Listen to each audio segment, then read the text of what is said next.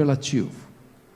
Há muitos cânticos na Bíblia, mas este é o maior cântico, mais relevante. Por isso o livro é Cântico dos Cânticos. Capítulo 4, eu vou ler alguns versos, começando com o 7. Lido o texto, por favor, mantenha a sua Bíblia aberta comigo nesta passagem. É o esposo se dirigindo à sua amada, e ele diz assim: tu és toda formosa, querida minha, e em ti não há defeito. Versículo 9: arrebataste-me o coração, minha irmã, noiva minha, arrebataste-me o coração com o sol dos teus olhares, com a sua pérola do teu colar. Que belo é o teu amor, minha irmã, noiva minha, quanto melhor é o teu amor do que o vinho, e o aroma dos teus ungüentos do que toda sorte de especiarias. Os teus lábios, noiva minha, destilam mel e leite se acham debaixo da tua língua, e a fragrância dos teus vestidos é como a do Líbano. Jardim fechado és tu, minha irmã, noiva minha, manancial recluso, fonte selada. Verso 15: és fonte dos jardins, poço das águas vivas, torrentes que correm do Líbano. Walter Trobisch, autor americano, muito conhecido, escreveu um livro chamado Eu Amo Você. E nesse livro ele conta uma lenda que se mistura um pouco com a história bíblica. E na lenda que Walter Trobisch conta, diz que quando Deus fez todos os seres e criou Adão, Deus deu a Adão uma grande tarefa, de colocar nome em todos os animais. Eu imagino que trabalho intenso foi aquele. Mas Adão não viu ninguém parecido com ele, que olhasse nos olhos dele, que correspondesse com ele, que fosse coigual com ele. Então Deus olhou e disse: não é bom você viver assim não, vou fazer para você um auxiliador idôneo. E Deus adormece o Adão e realiza a primeira cirurgia plástica da história. E quando Adão acorda, ele fica tão entusiasmado, porque ele vê diante dele uma Miss Universo. É bem verdade que só tinha ela, mas era a Miss Universo. Ele diz: esta sim afinal é carne da minha carne, osso dos meus ossos, por isso chamar-se a varoa. E aí, agora começa a lenda. Adão foi feliz da vida para casa. Passada uma semana, lá vem o Adão, angustiado, macambúzio, surumbático, triste. Diz: Deus, eu vim devolver essa mulher para o Senhor. Eu não dou conta. Ela fala muito, chora por qualquer coisa. Eu não consigo entendê-la, então eu não estou dando conta, então eu vim devolver. Aí diz a lenda que Deus diz assim para Adão: mas é isso que você quer, Adão? Eu falei: mas é isso, eu não dou conta não. Bom, então Adão, pode devolver, não tem problema não. Adão voltou aliviado para casa. Passada uma semana, lá vem um Adão, triste, macambúzio, surumbático, abatido. Oh Deus, eu pensei melhor, a minha vida ficou muito vazia sem ela. Eu não sei viver sem ela não, o senhor podia me devolver, minha mulher. Mas é isso que você quer, Adão? É isso que eu quero, senhor. Tá bom, Adão, pode levar. Adão foi feliz da vida para casa.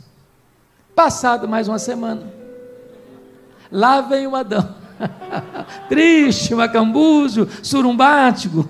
Falei: Deus, agora é definitivo, agora eu vou devolver mesmo. Agora cheguei à conclusão que eu não consigo, que eu não dou conta, que eu não entendo. Aí Deus diz assim para Adão na lenda: ô Adão, você não sabe viver com ela, mas você não pode viver sem ela. Então agora é sua função, Adão, vai para casa. Não é para você entendê-la, é para você amá-la. E as outras coisas virão a reboque. Essa lenda nos ensina algumas coisas. Primeiro, não existe casamento perfeito. Se o seu casamento é perfeito, você nos dá um endereço, nós vamos todo mundo para sua casa fazer um curso com você. Nós não somos uma pessoa perfeita. Nós não viemos de uma família perfeita. Nós não nos casamos com uma pessoa perfeita. Nós não temos filhos perfeitos. Então o casamento é um aprendizado que requer renúncia, humildade e capacidade de investir. O texto que nós acabamos de ler traz-nos princípios para um casamento feliz. Está aí, ó. Ficou bonito, hein? Princípios para um casamento feliz. Então vamos lá. Eu não sei se você tem o hábito de anotar. Eu não sei se você gosta de anotar na sua Bíblia ou no seu telefone, mas vamos aos princípios. Primeiro princípio para um casamento feliz está no versículo 7. É o princípio do elogio. Tu és toda formosa, querida minha, e em ti não há defeito. Quando eu leio esse texto, sabe qual a conclusão que eu chego? Eu acho que o Salomão devia morar na lua.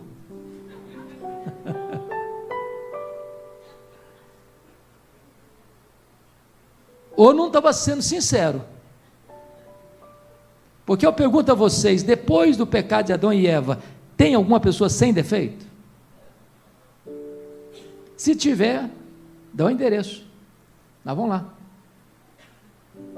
Bom, mas se não tem ninguém sem defeito, por que que ele diz assim, tu és toda formosa, querida minha, e em ti não há defeito? Porque aquele que ama, concentra a sua atenção nas virtudes do outro, e não nos defeitos do outro. Se você focar nos defeitos do seu marido, ou da sua mulher, eu lhe garanto que você não terá tempo para fazer mais nada na vida. Mas tem mais. Às vezes nós imaginamos que é nosso papel observar os pontos falhos do nosso cônjuge, para pontuar isso, para ajudá-lo a se corrigir. Isso é um engano. Você vai melhorar o seu marido, você vai melhorar a sua esposa, se você focar naquilo que ele tem de virtude e enaltecer isso. Porque quando você enaltece as virtudes do seu marido e da sua mulher, você ajuda o seu cônjuge a superar os seus pontos fracos. Tu és toda formosa, querida minha, e em ti não há defeito. Agora preste atenção nisso. Eu conheço marido, eu conheço mulher que até elogia o seu cônjuge, mas para os amigos. Marido lá, enquanto está jogando futebol com os colegas, participando de alguma atividade da igreja, a mulher quando está lá no salão de cabeleireiro, mas esse marido nunca olhou nos olhos da sua mulher e disse, você é linda, você é maravilhosa, você é uma bênção, você é a minha inspiração.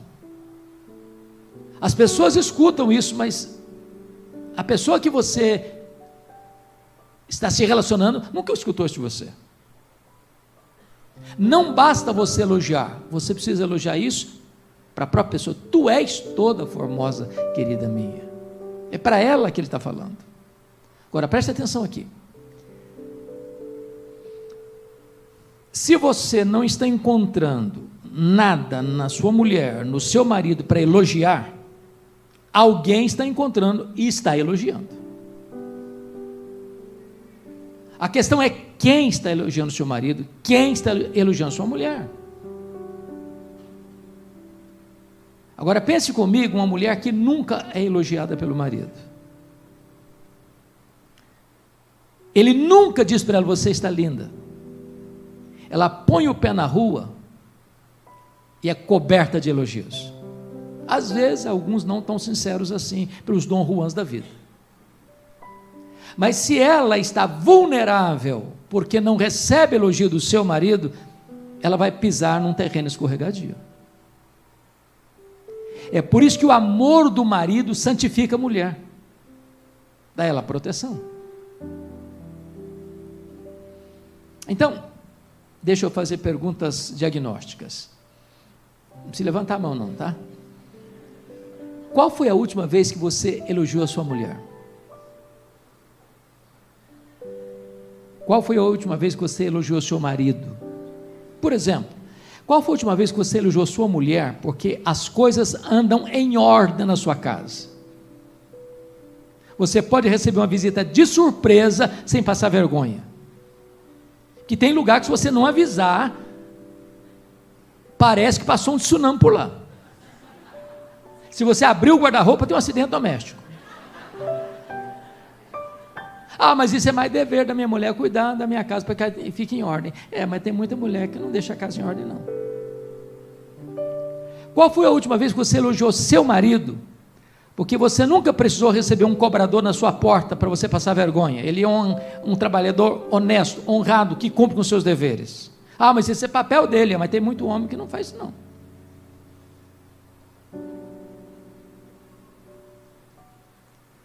A sua mulher pode receber todo tipo de elogio do mundo. Se ela não recebe elogio de você, fica um vazio no coração dela. Seu marido pode ser o homem mais aplaudido na sociedade. Se você, mulher, não elogia seu marido, algo fica faltando de essencial no coração dele. Pense comigo numa festa, aquele casamento do ano. Aquele casamento do ano que eu estou falando é que você gasta o salário do mês inteiro num vestido. Eu não estou nem falando na bolsa, que aí são 6 meses de serviço. Aí a mulher, no dia do casamento, vai para o salão, torra a cabeça numa chapinha 2 horas, vem para casa, entra no quarto, se veste como uma princesa, e o santo marido nem percebeu que ela está com a roupa nova, que ela está usando uma bijuteria nova, porque o joia não está usando mais. Aliás, ele está preocupado com a hora, não vou chegar atrasado desse jeito, mulher, vão logo, vão logo, vão logo. Chega na festa, todo mundo elogia essa mulher, ela volta para casa sem receber um elogio do seu marido. Todos os elogios da festa foram bons, mas não supriram a necessidade emocional dela. Ela precisava escutar isso do seu marido. Tu és toda formosa, querida minha, e em ti não há defeito. Esse é o primeiro princípio, elogio. Elogio. Segundo princípio, veja comigo por gentileza, versículo 9. Arrebataste meu coração, minha irmã, noiva minha, arrebataste meu coração com o sol dos teus olhares, com a sua pérola do teu colar. O segundo princípio do casamento feliz é o romantismo. Eu sei que esse assunto de romantismo parece que está ficando demodé, jurássico. Hoje, se um rapaz for fazer uma serenata na janela da casa da moça, eu acho que ele vai levar um balde de água fria. Parece cafona, né? Mas romantismo não pode sair de moda. Agora notem, um fato curioso no texto. O homem, você sabe, falando homem masculino, ele é um ser que só consegue olhar a vida numa caixinha. O homem não faz 2 coisas ao mesmo tempo. Ele só está naquela caixinha. A mulher consegue olhar em várias caixinhas ao mesmo tempo. O homem não. Por exemplo, você vai numa festa, linda, maravilhosa. Aí você pergunta para o marido assim, para o homem, como é que foi a festa? Ele responde para você assim, foi jóia. E não tem mais nada a acrescentar. Aí você pergunta para a mulher, como é que foi? Se é uma festa de casamento, ela diz, você precisa de ver a renda do véu da noiva, que coisa maravilhosa. O arranjo ao lado esquerdo do altar foi uma coisa espetacular. Ela sabe detalhes, ele não viu nada.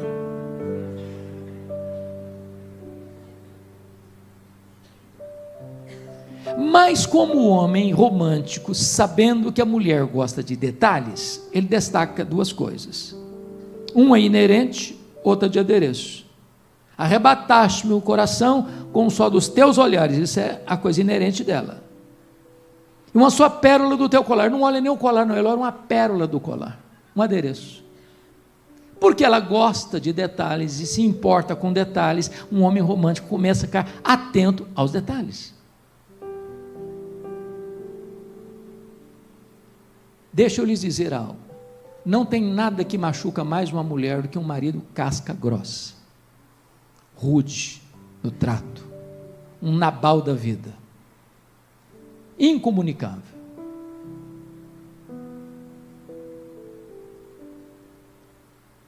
Romantismo é uma necessidade vital para você ter saúde emocional no seu casamento. É o cuidado na conversa, é a gentileza nas palavras, é a lianeza, a educação no trato. Eu sei que de vez em quando todos nós saímos um pouquinho do ponto, não é verdade? Tem dia que você parece que chupou limão o dia inteiro, está meio azedo. Tem dia que você está brigando com a sua sombra. Mas isso não é você. Isso é um dia ou outro na vida. Se for todo dia assim, você vai para o médico e tem coisa errada. Mas é necessário que a relação seja regada por essa atitude gentil, amável. Deixa eu lhes dar um exemplo. Acho que vocês todos já escutaram sobre Abraham Lincoln, o 16º presidente dos Estados Unidos, o maior estadista americano. Dizem os seus biógrafos que a maior tragédia na vida de Lincoln não foi o seu assassinato, foi o seu casamento com Mary Todd Lincoln. Ela era ranzinza demais, crítica demais, botava apelido no marido. O apelido mais bonito que ela botou nele foi macaco. Quando ele se reuniu com os ministros de Estado na casa dele, ela jogava café quente no rosto do presidente, na frente dos seus ministros. E Lincoln tinha um hobby, gostava de reuniões até altas horas da madrugada. Perceberam vocês que ele não tinha esse hobby? O que ele não suportava era voltar para casa. Deixa eu perguntar a você, seu marido tem pressa para voltar para casa? Sua mulher tem prazer de voltar para casa? O ambiente da sua casa é um pedacinho do céu? Romantismo. Isso me lembra de um cidadão que era vendedor ambulante. Mascate. Hoje não tem mais, mas naquela época não se tinha jeito de comprar as coisas pela internet, Mercado Livre, a Amazon e etc e tal. Aí o cara saía com a mala cheia de produtos vendendo. Aí esse cidadão, que era vendedor ambulante, chegou na sapataria para comprar um sapato. Só gente acima de 50 vai entender o que eu vou falar aqui agora. Ele chegou e perguntou assim: tem sapato Vulcabras? Ô gente, Vulcabras era o sapato, durava até acabar. Aí o vendedor olhou para o pé dele, vendedor nunca perde o pulo, olha para o pé do cara, se é 40, ele traz um 39, um 40, um 41, um 42, um 38, ele cerca o cara de todo lado. Aí o cidadão botou o sapato 38, o número dele era 40. O vendedor falou: não, esse aqui não serve para você não, está apertado demais, o seu número é 40. Falei, não, eu quero isso apertado mesmo, vou ficar com isso mesmo. Aí o dedinho ficou todo enrugado assim, e aí botou o sapato, já saiu ali, com o sapato apertado. Passado um ano, lá vem o mesmo vendedor ambulante, na mesma sapataria, com o mesmo cidadão, e perguntou: tem Vulcabras? Falei: tem, e o seu número é 40. Falei: não, mas eu quero um 38. Rapaz, 38 é apertado para você, cara. Não, mas eu quero 38 mesmo. Já botou ali, já saiu andando. Passado mais um ano, o mesmo cara, na mesma loja, com o mesmo vendedor: tem Vulcabras? Tem. Rapaz, eu te conheço, seu número é 40. Falei: mas eu quero um 38. Falei: ah, não, você é maluco, você vai ter que me explicar isso. Mas você quer que eu te explique? Ah, eu quero, eu não estou entendendo você. Falei: sabe por que eu uso um sapato 38? Não sei, me conta. Rapaz, sabe por que eu uso? É o seguinte, é o único alívio que eu tenho na vida, ao chegar em casa, é tirar esse sapato apertado. Se eu não tiver pelo menos esse alívio na vida, eu não tenho alívio nenhum. É por isso que eu uso um 38. Dá uma olhadinha se o seu marido não está usando sapato apertado.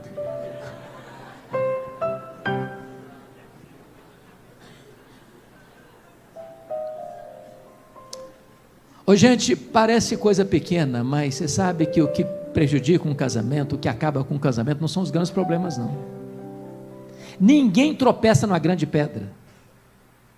Você tropeça em pedrinha pequena. São as raposinhas que devastam a vinha quando elas estão em flor. É o acúmulo de pequenos problemas não resolvidos, não solucionados, que tira o brilho do casamento, o romantismo do casamento, a beleza do casamento. Bom, eu sei que eu estou diante de uma assembleia de homens românticos. O pessoal de Guarulhos diz que é muito romântico, os homens. Estou sabendo. Sempre abre a porta do carro para a esposa entrar. Eu estou sabendo disso tudo. Nunca permite que a esposa mesma abra a porta.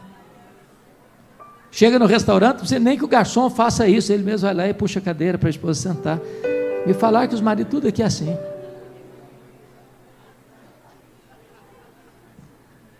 Eu estava certa feita fui jantar fora do Brasil um dia, um casal me convidou para jantar e eu fui.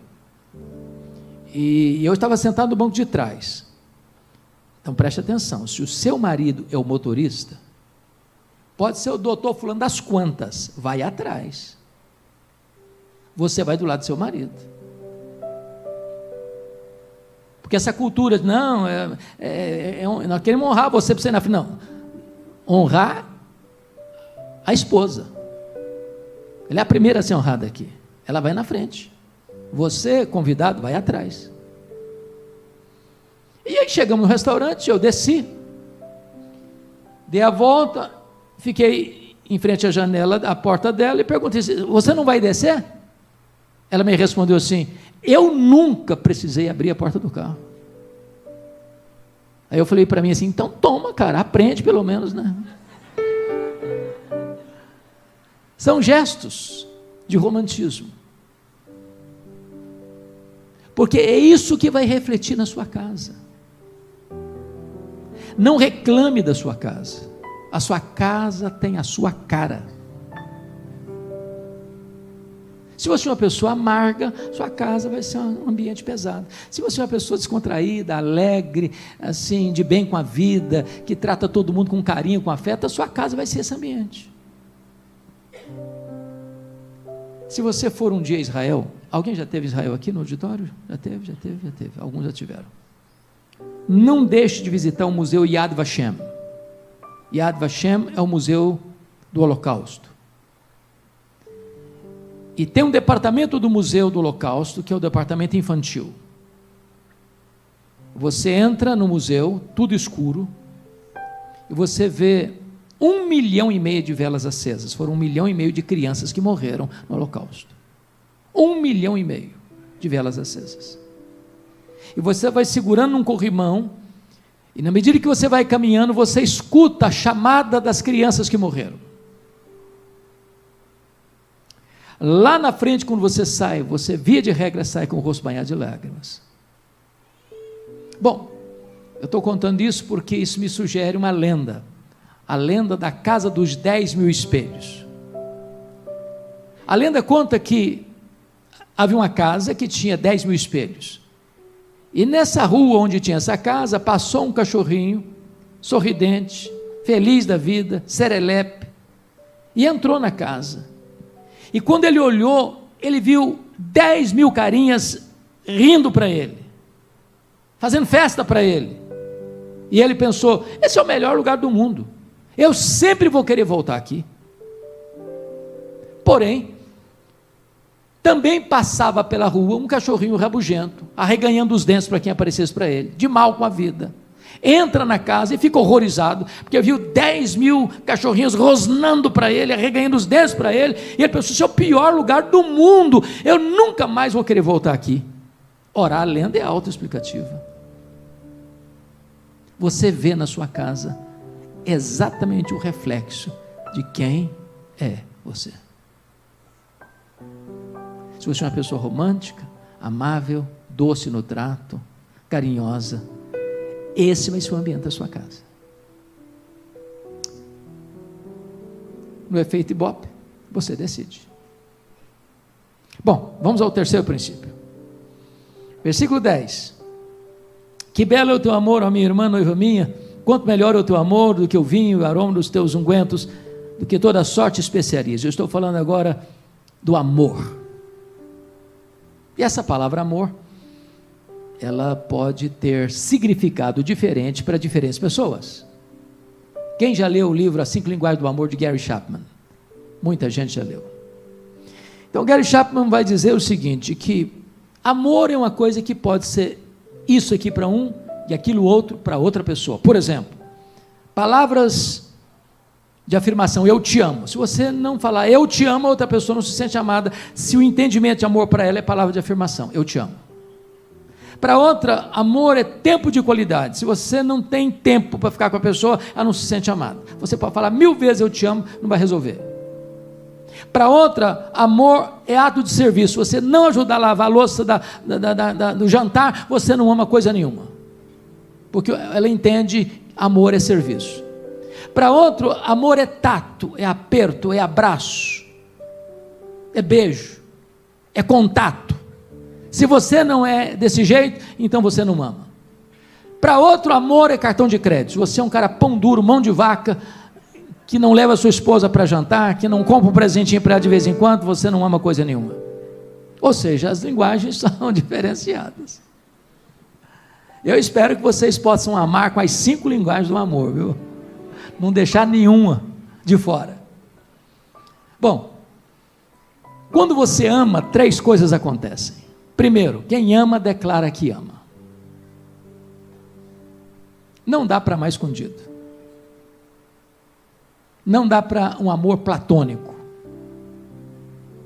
Agora, deixa eu dizer uma coisa. Isso se você perder o jeito.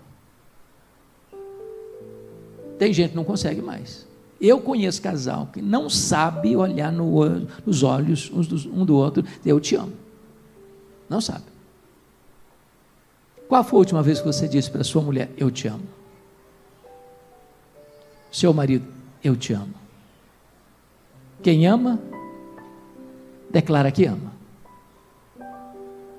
Segundo lugar, quem ama tem tempo para a pessoa amada. Quando você diz eu não tenho tempo, você está dizendo não é prioridade. Tudo aquilo que é prioridade para você, você arranja tempo. Me permita ilustrar isso.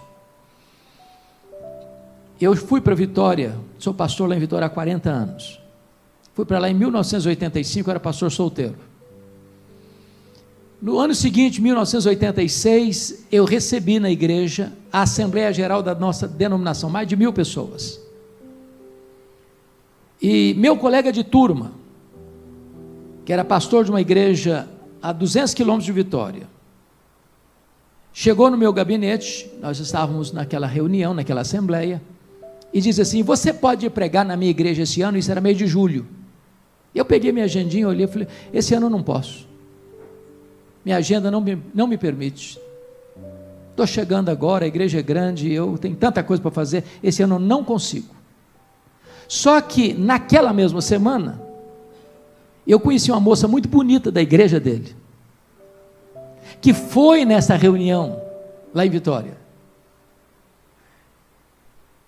E eu já estou casado com essa moça há 37 anos.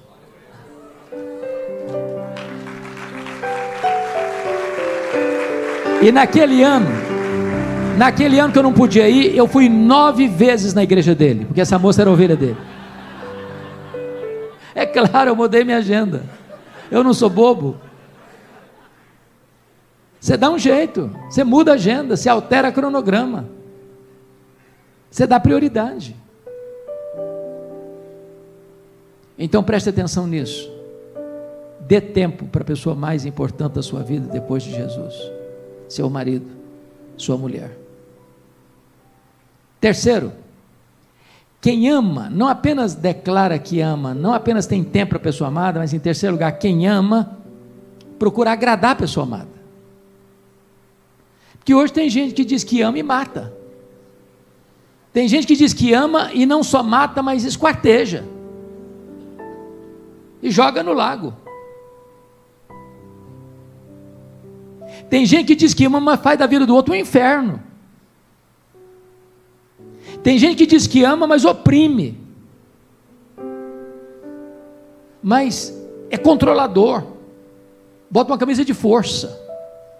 Não deixa a pessoa respirar. Eu não sei quanto a vocês, mas quando você vai fazer os votos lá na hora da cerimônia de casamento, se não tem um microfone para escutar os votos do rapaz e da moça, só o pastor escuta o que estão prometendo ali. E tem gente que acha que promete mais ou menos o seguinte: olha, eu te prometo que a partir de hoje eu vou acabar com a sua vida. Te prometo mais, que você não vai ter uma noite de sono tranquila mais. Te prometo ainda que você não vai dormir mais sem Lexotan. Parece que tem gente prometendo isso. Um dia eu estava, pastor Oliveira, no meu gabinete pastoral, e chega uma moça dos seus 25 anos com a palma da mão rasgada, chorando muito. Quando ela se acalmou, eu disse: o que está acontecendo? Eu falei: eu estou numa grande crise conjugal. Meu marido me agrediu. Eu perguntei: quantos anos de casada? Ela me respondeu: 3 meses. Eu falei: como assim? Como assim? Então, notinha de rodapé aqui, tá? Notinha de rodapé. Quem tem filhos, adolescentes e jovens aqui, levanta a mão. Obrigado. Quem tem filhos que ainda não casaram, ainda está precisando, na hora de casar, está quase na hora de namorando, essa coisa toda. Ok. Deixa eu dizer uma coisa aqui importante. Faz parte da cultura brasileira que pai e mãe não devem interferir no namoro de filhos. Eu discordo frontalmente desse pensamento. Namoro ruim é ensaio para um casamento trágico. Se o rapaz e a moça estão namorando, mudou para pior, não conversa com mais ninguém, não se integra com mais ninguém, vive macambúzio, cara comprida, atende um telefonema de meia hora e termina o telefonema chorando, e ainda está avançando nesse namoro, está na hora do pai e a mãe dar um tapa na mesa. Vocês estão entendendo o que eu estou falando, ou eu estou falando grego? Está claro? Ah, mas vai contrariar, vai chorar. Choro não mata filho, não. Agora, um casamento ruim destrói a vida desse filho, dessa filha, destrói a vida da família inteira, atrapalha a igreja, é um problema. É um problema. Então tem que ter um namoro muito bom para ter um casamento que precisa de esforço para ir para frente. Agora, se Deus está acendendo todas as luzes vermelhas e todas as placas da estrada, não avança, porque é igual a lei de trânsito, na dúvida não ultrapasse. Então, pai e mãe, não tenha nenhuma dificuldade de pegar firme com o seu filho, com a sua filha, não. Você está protegendo. Quem ama, protege. Quem ama, protege. Porque quem ama, procura agradar a pessoa amada, em vez de ser um tormento para a pessoa amada. Pessoa ciumenta, possessiva, é um problema. Não deixa o outro respirar. Bom, vamos então agora ao quarto princípio. Quarto princípio para um casamento feliz. Versículo 11. Os teus lábios, noiva minha, destilam mel e leite se acha debaixo da tua língua, e a fragrância dos teus vestidos é como a do Líbano. Agora eu quero tratar da questão da comunicação. Comunicação. Os teus lábios destilam mel. Aqui está a alma do casamento. A Bíblia chega a dizer que a morte e a vida estão no poder da língua, quem bem a utiliza como do seu fruto. Em outras palavras, você pode dar vida ou você pode matar o seu casamento, dependendo da maneira como você se comunica. Lá em Tiago 1,19, tem para mim o tripé da comunicação. Todo homem seja pronto para ouvir, tardio para falar, tardio para se irar. Vamos entender isso aqui. A palavra pronto no grego é a palavra táxis, de onde vem a nossa palavra portuguesa táxi. O que é um táxi? É um Uber hoje, né? Também. É um carro de serviço que vai atender você quando? Quando você precisa, quando você chama. Você está indo para o aeroporto, horário marcado, você chama o Uber, você chama o taxista, e diz, daqui a meia hora eu te pego. Não, daqui a meia hora eu não posso, daqui a meia hora já passou da hora, ou é agora ou não vai funcionar. Olha como é que Deus nos fez, com duas conchas acústicas externas, apenas uma língua muralhada de dentes. Deus está dizendo, escute mais, fale menos, pronto para ouvir, pronto para ouvir. Então, é fundamental nesse processo você ouvir. Agora, ouvir não é só com os ouvidos, não. É ouvir com os olhos, é ouvir com o coração, é ouvir com o semblante. Porque já imaginou? A mulher chega para o marido, começa a conversar com ele, tratar de um assunto com ele, e ele está fazendo uma atividade, seja qual for. E ele vai dizendo assim para ela, pode falar que eu estou escutando. E ela percebe que ele está escutando, mas não está ouvindo. Ela vai parar a conversa. Ele está passando um recado para ela, você não é importante, o que você está tratando não é importante, o importante é o que eu estou fazendo. A comunicação começa a se truncar. Mas o texto diz mais, seja tardio para falar. A palavra tardio no grego aí é a palavra brades, e essa palavra significa lerdo, devagar, quase parando. É a palavra usada para as pessoas que têm um pouco de retardo mental. Aquela pessoa que você conta uma piada para ela, ela vai rir daqui a meia hora. Essa é a ideia, tardio para falar. Ô, gente, nós dificilmente nos arrependemos do que não falamos, mas com muita frequência nós nos arrependemos do que falamos, e como falamos, e quando falamos.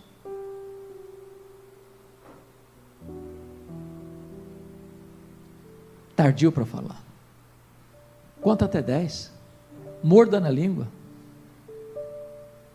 faça alguma coisa, mas se você estiver com sangue quente, alterado emocionalmente, vai ser um problema, você vai agravar mais a situação. Deixa eu ilustrar isso. Eu fui criado na roça mesmo. Não tinha estrada ainda, não tinha carro, não tinha remédio, tinha nada. A gente cresceu com um remédio caseiro, com chás de plantas, de raízes, porque não tinha jeito de outra coisa mesmo. Então eu fui acostumado a ouvir a palavra garrafada. Você tomava uma garrafada para isso, uma garrafada para aquilo, era uma confusão. Aí vem a lenda que um cidadão ganhava a vida vendendo garrafada, mas não era para problemas físicos não, para problemas emocionais. Aí o cidadão estava com uma crise conjugal terrível, vai lá nele para comprar uma garrafada. Falei, e aí? Não funciona, é um espetáculo, é bom mesmo. E quanto que custa? É tanto. Falei, não, mas é muito caro. Falei, não, eu não dou desconto não, mas garanto que funcione, e se não funcionar, eu devolvo o dinheiro. Bom, se é desse jeito, eu compro. Comprou, eu falei, mas e agora como é que funciona esse negócio? O cara falou, olha, o negócio é o seguinte, quando o clima ferver, os dois estiveram em alta temperatura, a discussão está pegando fogo, você vai lá e toma um gole. Só um detalhe, enche a boca, mas não engole não, aguenta na boca, aguenta, a hora que o clima acalmar, aí você engole, que vai funcionar, aí é beleza. É até simplório demais isso, mas a mensagem é clara. Se você falar para medir temperatura, e quem fala mais alto, você vai perder a razão. Você vai sair perdendo nesse jogo. Porque tem que ser o quê? Pronto para ouvir, tardio para falar. Mas o texto diz ainda, seja tardio para que mais? Para se irar. Eu não vou nem perguntar aqui se você já ficou irado com a sua mulher. ou se você já ficou irado com o seu marido, porque isso não é se, é quando. Porque às vezes eu encontro casais muito crentes, sabe, muito espirituais, parece que são anjos, e o cara tem 50 anos de casamento e diz: eu nunca tive um senão sequer com a minha mulher. Eu falei: então deve ser um anjo, filho de Adão é que não é. Que é isso, velho? Ou você passa o endereço aí que vai todo mundo fazer um seminário intensivo com você lá na sua casa. Tardio para se irar. Ô gente, o problema da ira tem dois problemas graves. O primeiro deles é o que se chama de explosão da ira. Você conhece gente estupim curto? Temperamental? Gente que não tem nem estupim, é pólvora seca pura. Gente que é igual leite ninho, bateu, tomou.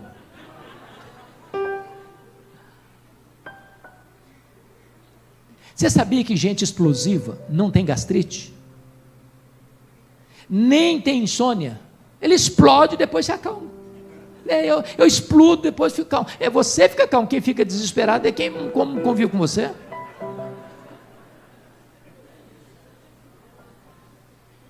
O outro problema da ira é o congelamento da ira. A pessoa não explode, mas armazena, mas guarda. Aí vira um vulcão, o troço está cuspindo fogo lá dentro, ninguém vê, mas está lá. Um dia esse trem vaza, aí é um problema. Eu lidei boa parte do meu ministério com a área de aconselhamento, eu gosto muito, e às vezes eu recebia casais no meu gabinete, e de repente o casal começava a brigar na minha frente, eu deixava brigar. Aí um falava assim: você lembra o que você falou comigo? E botava os cachorros tudo. E eu pensei que eles estão falando de alguma coisa que estava acontecendo enquanto estava indo para o gabinete pastoral. Não, há 10 anos. Há 10 anos. Que troço estava lá, guardadinho na manga. Ira congelada. Eu tive o privilégio de visitar o museu do Dr. Billy Graham, no ano que a dona Ruth, sua esposa, faleceu. E tem muitas histórias lindas de Ruth Graham e Billy Graham, mas a que mais me chamou a atenção foi esta. Um dia alguém chegou para a dona Ruth e perguntou assim: dona Ruth, alguma vez a senhora pensou em se divorciar do Dr. Billy Graham? Ela respondeu: divorciar-me dele eu nunca pensei, mas vontade de matá-lo eu tive muitas vezes. Acho que você não chegou a tanto, mas cuidado com a sua ira, tá? Tardio para se irar. Bom, deixa eu ir para o último ponto, para não cansar vocês. Vamos para o versículo 15 agora. Versículo 15. És fonte dos jardins, poço das águas vivas, torrentes que correm do Líbano.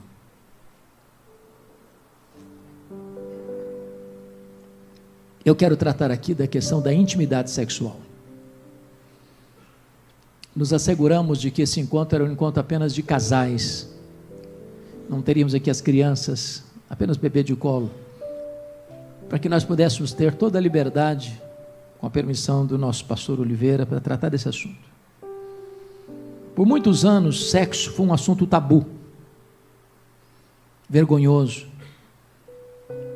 A primeira palestra que eu escutei sobre sexo, o cara nem sabia falar o nome. Ele falou: não, hoje não vamos falar sobre sexo. Eu falei: meu Deus, que coisa é essa, Jesus? Imagina o cabedal. Mas a Bíblia não tem constrangimento em tratar desse assunto. Deus criou o homem, Deus criou a mulher.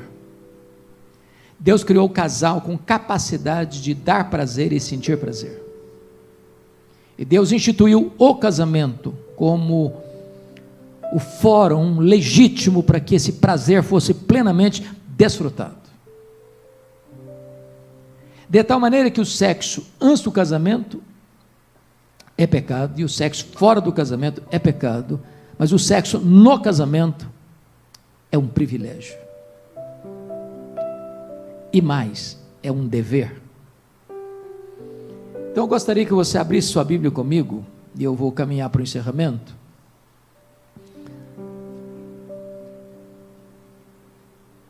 num texto de 1 Coríntios, capítulo 7. Porque Paulo trata desse assunto de maneira bem clara nesse texto. Versículo 3, 7:3. Está escrito assim: o marido conceda à esposa o que lhe é devido, e também semelhantemente a esposa ao seu marido. Não adianta espiritualizar o texto, porque é sexo que ele está tratando. E tratar de sexo é um assunto espiritual.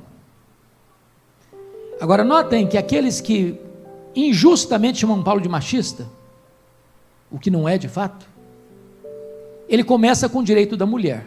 O marido conceda à esposa o que lhe é devido. E o que é que a mulher tem direito no casamento, na área sexual? O prazer sexual, o orgasmo. Cabe ao marido conceder a ela o que ela tem direito, e cabe a ela conceder o marido o que ele tem direito. Mas por que Deus começa com o direito da mulher? Porque sexo para o homem é uma coisa e sexo para a mulher é outra coisa.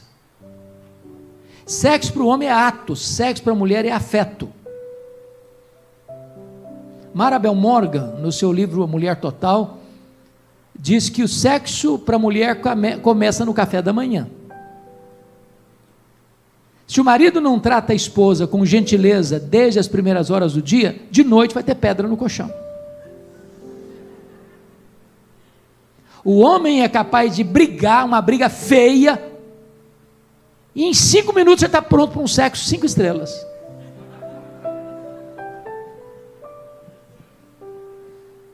O homem já nasce aquecido de fábrica. Eu não preciso de prelúdio. Alguém comparando isso de maneira muito simplória, diz que a diferença do homem para a mulher é o fogão a gás e o fogão a lenha. O fogão a gás ligou, pegou.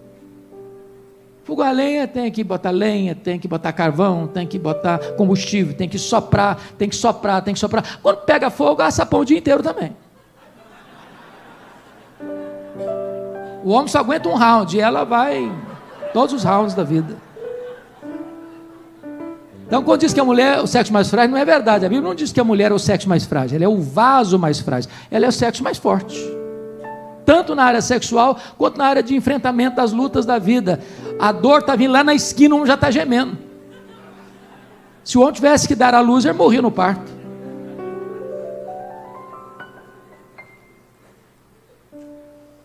Então, preste atenção nisso.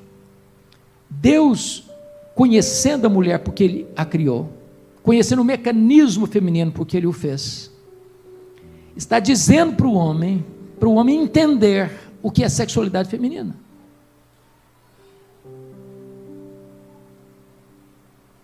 Porque às vezes, se o homem não entende isso, ele vai querer decidir o jogo nos pênaltis, sem jogar os 90 minutos. Eu vou perguntar igual meu pastor Arival pergunta: vocês estão entendendo o que eu estou falando?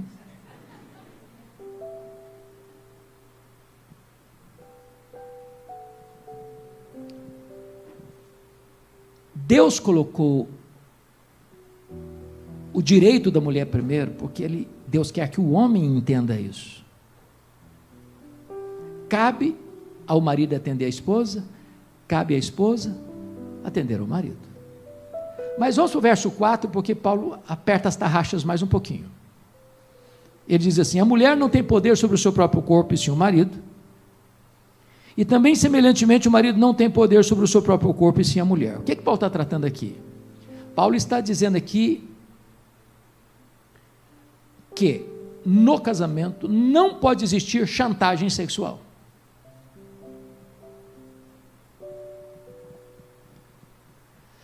É a mesma lei de trânsito.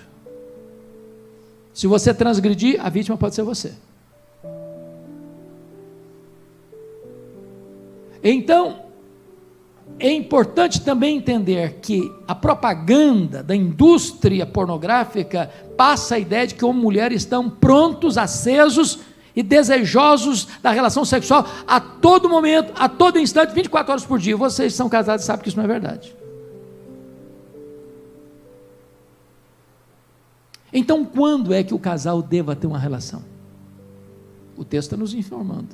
É quando um dos dois demonstra que está com vontade.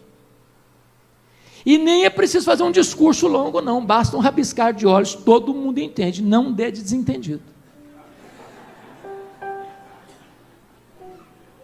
Porque existem desculpas assim, bem prosaicas, né? A enxaqueca é a principal. Eu tenho um colega que resolveu comprar uma cartela de cibalena, uma garrafa d'água no criado mútuo. No caso, porventura, de surgiu enxaqueca, está aqui o remédio. E para brincar com vocês de maneira séria, o sexo faz muito bem para a solução de dor de cabeça.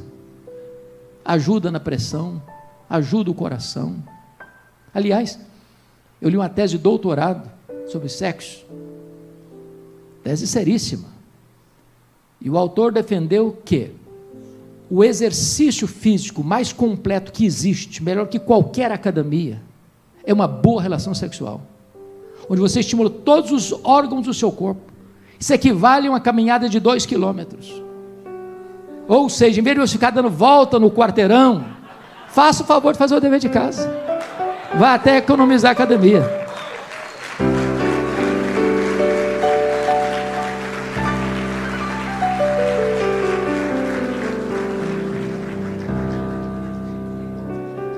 Vamos ao verso 5, porque aperta um pouquinho mais as tarraxas ainda. Paulo diz assim: não vos priveis um ao outro, salvo, talvez por mútuo consentimento, por algum tempo, para vos dedicardes à oração, e novamente vos ajuntardes, para que Satanás não vos tente por causa da incontinência. Então vamos entender um pouco aqui. Deus está dando uma ordem, isso é uma ordem bíblica, apostólica. Preste atenção, o sexo antes do casamento é pecado, o sexo fora do casamento é pecado, mas o sexo no casamento é uma ordem de Deus, de tal maneira que ter sexo antes do casamento é pecado, ter sexo fora do casamento é pecado, mas não ter sexo no casamento também é pecado. É bom e Deus manda. Se eu tivesse numa igreja pentecostal, eu já tinha escutado um glória a Deus agora.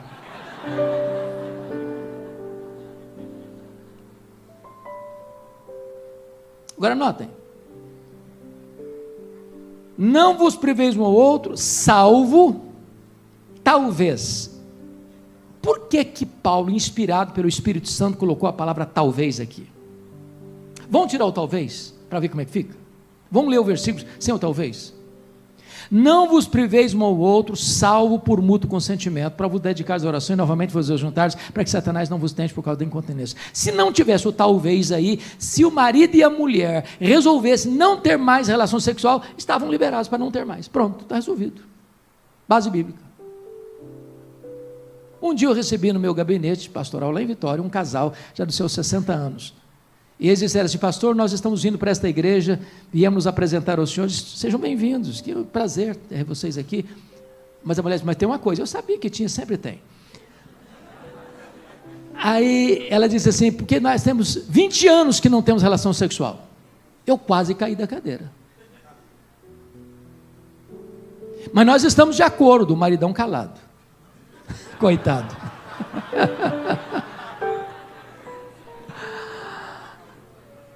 Eu era bastante jovem na época, eu disse assim: olha, eu tenho idade para ser filho de vocês, mas me permita, vocês estão errados. Vamos ler a Bíblia? Não vos priveis um ao outro, salvo, talvez. Nem sempre quando marido e mulher estão de acordo, estão certos não. Ananias e Safira estavam de acordo, estavam errados.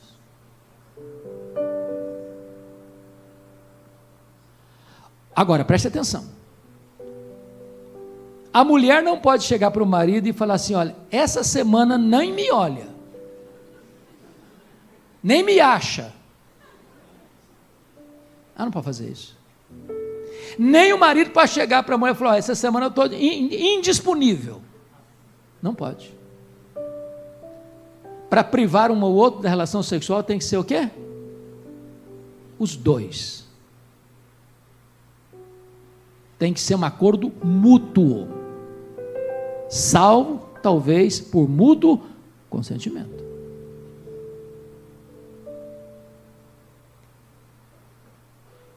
Agora, não pode ser por qualquer motivo também. Não pode ser enxaqueca. Enxaqueca é uma benção, né? Você toma um remedinho, ajuda. E se não tomar um remedinho, a relação ajuda também. Salvo, talvez, por muito consciente, para vos dedicares à oração. Agora, a única vez que a Bíblia diz isso, não ora demais também não.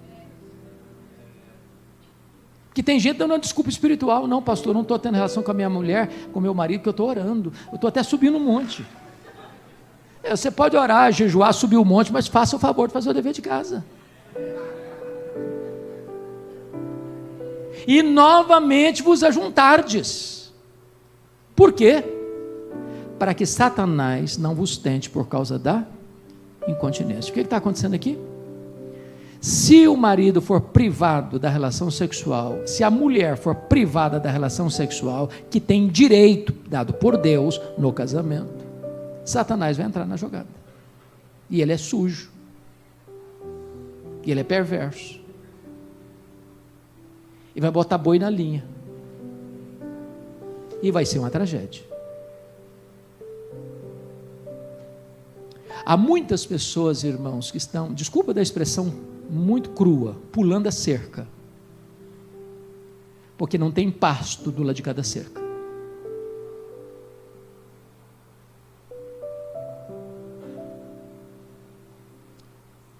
Agora, se o seu cônjuge está quase igual girafa, tentando olhar por cima do muro, achando que a grama do vizinho está mais verde, não adianta levantar cerca, melhore o pasto do lado de cá do muro, porque Deus preparou esse banquete, e tem gente passando fome no banquete. Dos prazeres da vida, humanamente falando, o prazer sexual é um dos mais sublimes. Quem criou isso? Deus. Para quê? Para a glória dele, para a sua felicidade. Agora precisa ter cuidado, né? Porque às vezes também, gente, falta um pouquinho mais de preparo para essas coisas.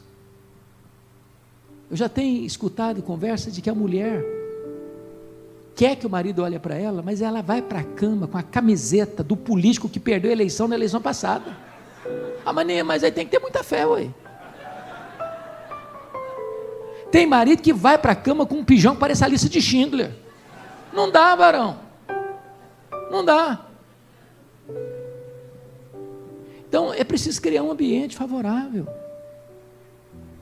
Aqueles pontos que nós falamos, o elogio, o romantismo, o amor, o afeto, o carinho, tudo isso cria o clima para que esse banquete seja o melhor, mais saboroso, mais agradável, mais abençoador. Mas me permita ainda um ponto que pouca a literatura trata, é a questão da frequência sexual.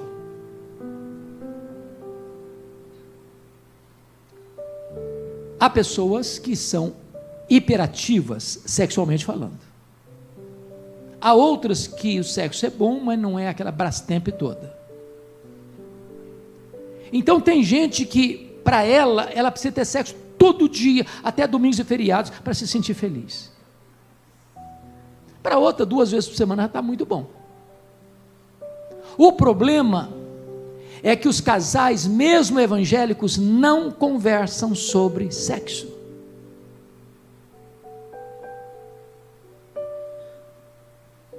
Então vou ilustrar. Eu estava lá em Vitória, e chega um casal que eu tinha feito a cerimônia de casamento deles há 15 anos, 15 anos de casados, chegam no meu gabinete com a decisão de que iam se divorciar. Estavam bravos um com o outro, estressados um com o outro. E o marido estava muito bravo e diz: pastor, eu vim aqui comunicar ao senhor que eu estou me divorciando da minha mulher, porque a minha mulher não gosta de sexo. E ela devolveu no mesmo nível, no mesmo top: eu estou me divorciando de você, que você só pensa em sexo. Aí eu brinquei com os dois: pelo menos vocês estão divorciando pelo mesmo motivo. Mas deixa eu entender melhor esse negócio. Quando eu fui entender melhor, o cara era super ativo sexualmente, ele queria ter sexo todo dia, até dia de chuva e tempestade.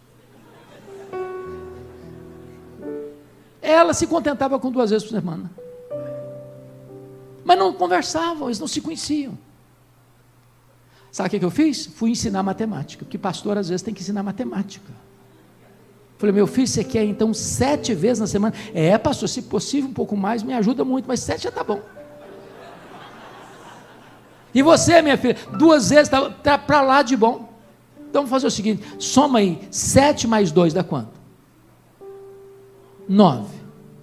9 dividido por 2 dá quanto? 4,5. Falou: vamos suspender essa média para 5 e não se fala mais nisso. Estão casados até hoje. Dá uma melhorada na média. Melhora a média.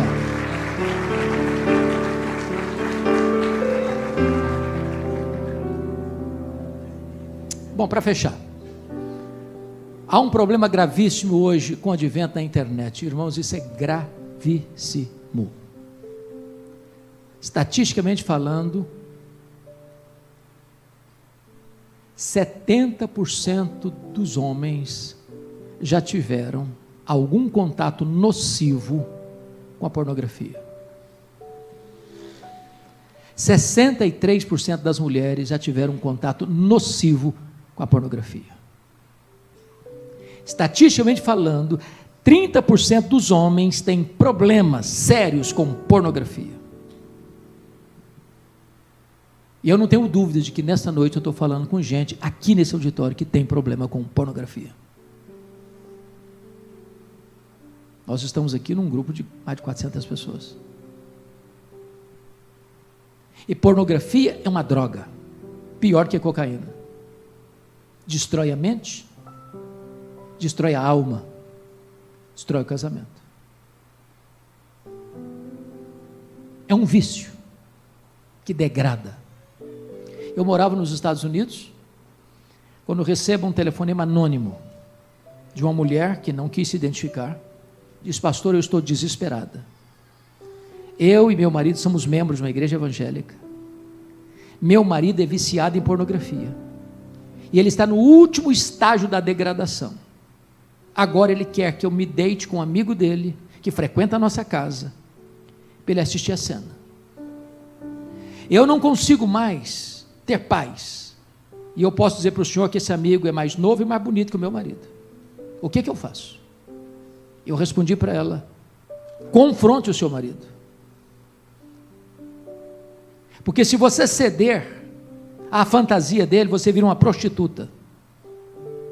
Se ele não se arrepender, abandone o seu marido. É melhor você ser uma mulher divorciada do que ser uma prostituta. Passaram-se 6 meses, pastor Oliveira, e eu estou pregando a 2.000 quilômetros onde eu morava. Estou cumprimentando as pessoas na porta da igreja. Aproxima-se uma mulher de seus 25 anos, bonita, muito bonita. Estende a mão para mim e diz: pastor, eu sou a mulher que ligou para o senhor tal dia sobre tal assunto. Eu disse: e o que aconteceu? Ela me disse: eu confrontei meu marido. Bendito seja Deus. Ele se arrependeu, me pediu perdão, está sendo tratado e o nosso casamento está sendo recuperado para a glória de Deus.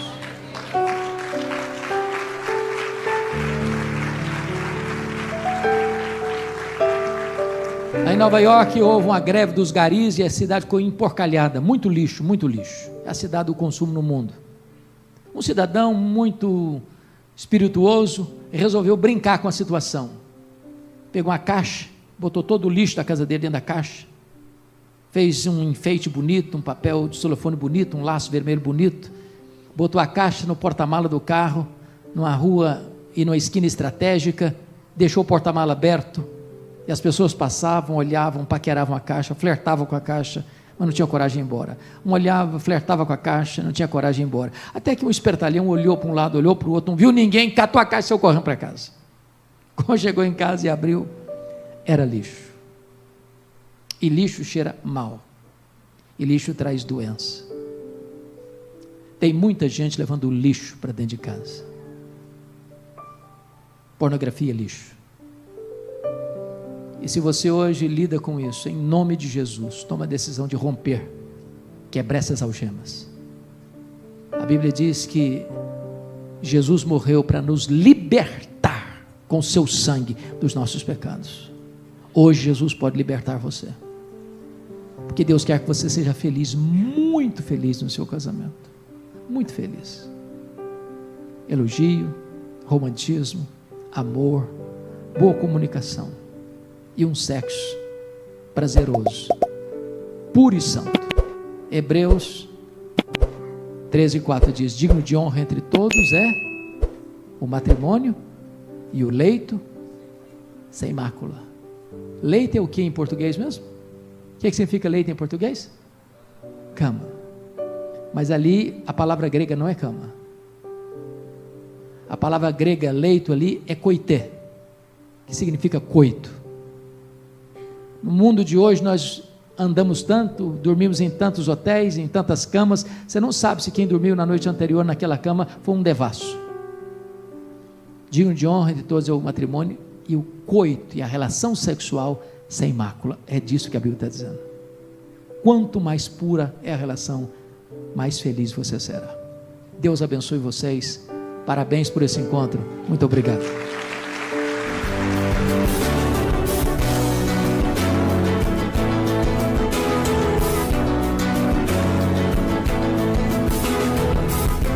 Palavra da Verdade, com Hernandes Dias Lopes.